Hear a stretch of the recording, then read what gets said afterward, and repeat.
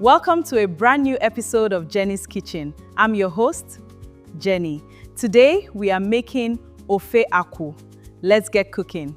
Welcome to my kitchen. We have fresh palm fruits, assorted meats and stockfish, crayfish and scent leaves, onions and peppers.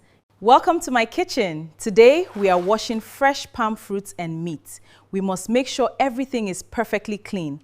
Let's get started on this delicious recipe. Today we are boiling fresh palm fruits. You need a vigorous boil to extract the rich oil. Now we smash the boiled fruits to release the juice. Add warm water and squeeze the fiber. This extracts the thick red palm juice. First, we let our fresh beef, pomo, and stockfish simmer. I throw in some onions, seasoning cubes, and local spices.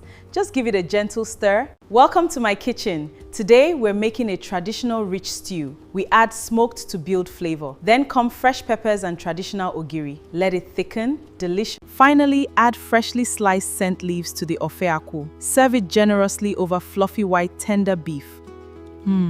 Like and subscribe to Jenny's Kitchen.